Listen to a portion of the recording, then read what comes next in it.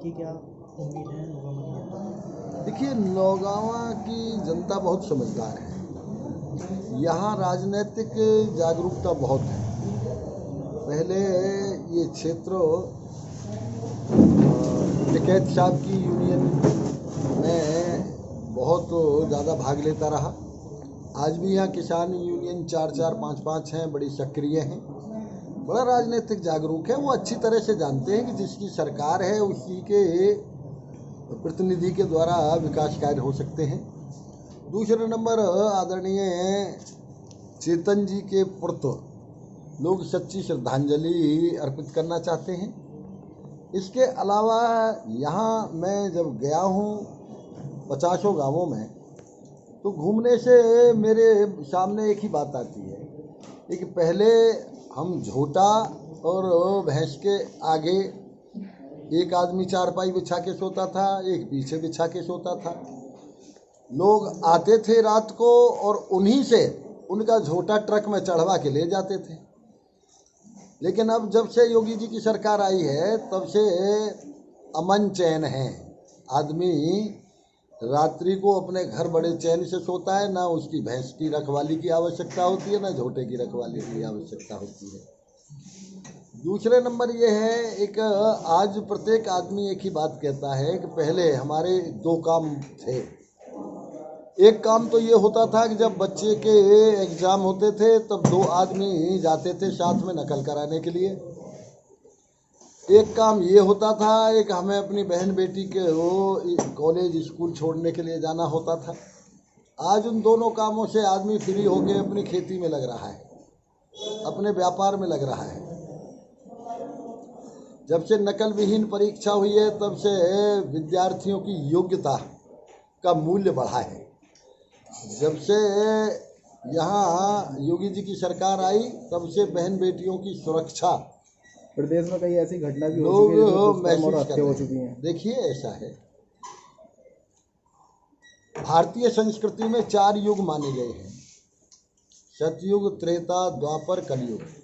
कोई युग ऐसा हुआ ही नहीं जिसमें अपराध ना हुए हैं। पहले सरकार में सतयुग में अपराध हुआ। स्वयं हिरण्यकश्यप ने ये कहा अपने बेटे को, भगवान का राम का नाम लोगे, भगवान का नाम लोगे, मैं तलवार से तुम्हारा सिर काट दूंगा। दूसरे, यदि त्रेता में देखें तो सीता जी का अपहरण हुआ। इसके अलावा त्रेता में यदि देखें तो ऋषि मुनियों को मार के राक्षस लोग खा जाते थे, पशु पक्षियों को खाते थे। तीसरे, यदि द्वापर में देखें तो अभिमन्यु के साथ क्या हुआ। इसलिए निश्चित रूप से अपराध हमेशा हुए हैं। देखा यह जाता है कि शासक की नीति और नीयत अपराधी को संरक्षण देने की है, दंड देने की है। ये पूरा देश देख चुका है। एक आदरणीय योगी जी की नीयत और नीति दोनों ही अपराधी को दंड देने की है। अच्छा, महिलाओं की सुरक्षा के लिए कुछ प्लान किया? महिला की सुरक्षा के लिए तो अभी देखा नहीं। अभी आदरणीय मुख्यमंत्री जी ने और हम सब मंत्रियों ने अभी उद्घाटन किया था प्रत्येक जिले में। जितने भी मजनू हैं, जितने भी सौदे बनते हैं, इनके फोटो और इनके नाम सब चौराहों पे लिख के टंगवाए जाएंगे और इनको जेल भेजा जाएगा। पता नहीं जन मजनू कहाँ गायब हो गए, बेचारे सौदे कहाँ गायब हो गए। एमएसपी में जो किसानों के धानों की खरीदारी की जा रही है वहाँ से किसान लौट रहे हैं, क्या वजह है? नहीं, देखिए ऐसा है, हमेशा एमएसपी पे सरकार ने मोटे धान को खरीदा है। जिन लोगों ने महीन धान बोया है उसका भाव हमेशा तेज रहा करता था। अब के एक्सपोर्ट की दिक्कत के कारण उस महीन धान का भाव नीचे आया है। जितना धान हमने 25 अक्टूबर 2019 को खरीदा, 2018 को खरीदा, उससे 8 गुना ज़्यादा धान वर्तमान में हम खरीद चुके हैं। आप देख चुके हैं, इतनी विश्वव्यापी महामारी के दौरान जब साइकिल से लेके हवाई जहाज तक बंद थे, उत्तर प्रदेश के प्रत्येक किसान का एक एक गन्ना जब तक नहीं पेरा गया तब तक शुगर फैक्ट्रियां चली। ऐसे ही पूरे उत्तर प्रदेश के समस्त किसानों का धान जब तक क्रय केंद्र चलेंगे जब तक उनका धान खरीदा जाएगा। कृषि कानून बिल को लेकर किसान धरने लगे। वो भ्रम लगभग अब दूर होता जा रहा है। वो केवल पंजाब और थोड़े से हरियाणा के इलाके में रह गया है। हम यहाँ घूम रहे हैं, ये यूनियन जैसे त्योहार जैसे आलू और प्याज जो इतनी महंगी हो रही है, उसके गन्ना- फायदा किसानों को मिल रहा है।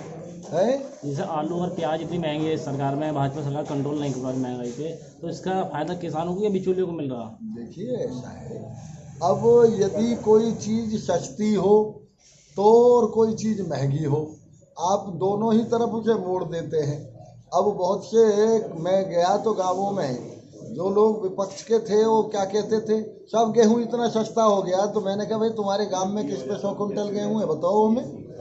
अरे जब तुम्हारा गेहूं खरीदा गया तब तो भाव सही था, आज यदि सस्ता हो गया तो तुम्हें कौन सा दर्द हो रहा है।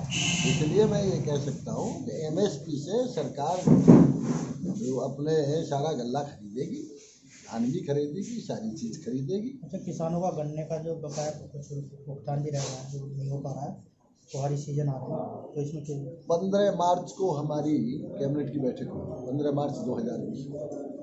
3 साल में 99,000 करोड़ रुपए हम किसानों को कैश दे चुके थे उनके खातों में। तो फिर किसानों इसलिए को एक मिनट सुन लें आप, केवल आज भी केवल 2-3 मिल को छोड़ के पूरे प्रदेश में सब पे लगभग मई तक का पेमेंट और पूरे अप्रैल तक का पेमेंट लगभग पहुंच चुका है। मुख्यमंत्री जी ने कह दिया है अब मिल जिस दिन स्टार्ट होंगी उससे पहले पूरा चुकता कर दिया जाएगा। उत्तर प्रदेश में, एक मिनट रुक जाओ, दोबारा करोगे? हाँ दोबारा करो। उत्तर प्रदेश में कुल कितनी गौशाला है? देखिए, उत्तर प्रदेश में जो हमारी गौशालाएं हैं वो लगभग 5.5 लाख गाय हमारी गौशालाओं में हैं। और इस समय हम 560 गौशालाएं हमारी जो सरकार की बनाई हुई हैं वो हैं। इसके अलावा जो हम बहुत सी गौशालाओं को जो गौ सेवा आयोग में रजिस्टर्ड हैं उनको हम लगभग अब तक 50-60 करोड़ रुपये दे चुके हैं, उनको भी अलग से हम लगभग 1.25 करोड़ रुपया प्रति माह गायों के भरण पोषण के लिए देते हैं। गौ सेवक जो रखे गए हैं उनको अलग से हम मनरेगा के तहत देते हैं। लेकिन उसके बावजूद जो गाय हैं गौशाला में, उनका ट्रीटमेंट नहीं हो रहा है, मतलब बीमार हैं और उसके साथ साथ कोई डॉक्टर की व्यवस्था नहीं है। देखिए, ये प्रत्येक डॉक्टर को हमने ये आदेश दे रखा है कि वो जो भी गौशालाएं हैं, चाहे वो प्राइवेट हैं चाहे सरकारी हैं, हर गौशाला को डॉक्टर देखेगा और मुफ्त दवाई देगा। दूसरे नंबर एक, जो गौशालाएं आप कह रहे हैं कि जो गौशालाओं में गाय हैं, अरे अच्छी गाय को छोड़ता ही कौन है? वो बीमार को और बुजुर्ग गाय को जो दूध नहीं देती उसे ही तो छोड़ते हैं बाहर। आज किसान गाय पालने के लिए राजी नहीं है, छोड़ रहे हैं रोड पर, दुर्घटनाएं हो रही हैं, मोटरसाइकिल टकरा रही है, कारें टकरा रही हैं, उसकी वजह बताइए। देखिए, ऐसा है, लगभग 11 लाख गाय ऐसी हैं हमारी जो छुट्टा है, उनमें से 5.5 लाख हमारी गौशालाओं में है। 75,000 गायें हम किसानों को दे चुके हैं उन गौशालाओं में से ही 6.25 लाख ये हो गए, केवल 4 लाख लगभग गाय आज भी बाहर है। इतनी गौशाला होने के बाद भी मैं ये कह रहा हूँ ना, आज भी 4 लाख गाय। देखिए, ये हिंदुस्तान की पहली नज़ीर है। हमसे पहले कभी किसी ने भी कभी गाय को 1 रुपया किसी ने भरण पोषण के लिए नहीं दिया। एक गौशाला कभी किसी ने नहीं बनाई 75 साल में, हमने ही गौशालाएं बनाई, लेकिन हमने ही भरण पोषण दिया। लेकिन उस समय किसान गायों को छोड़ते अरे थे, पालते थे। इसलिए नहीं भैया, पहले गाय कट रही थी जी, अंधाधुंध गाय का कटान हो रहा था, इसलिए दिखाई नहीं देती। आज कोई लेने के लिए राजी नहीं है। आज की सरकार में किसान की खेती को नुकसान पहुंचा रहे हैं। मैं एक ही बात कह रहा हूँ, किसान की खेती को यदि नुकसान पहुंचा रही है गाय, तो फिर हर साल उत्पादन कैसे बढ़ रहा है? इससे उत्पादन हर साल बढ़ा है, गन्ने का उत्पादन बढ़ा है, गेहूं का बढ़ा है, चावल का बढ़ा है, सारा उत्पादन बढ़ा है हमारा। नहीं, पहले मक्का रखाते थे, जैसे आज टांड खड़ा करके खेत में गाय को रखते हैं।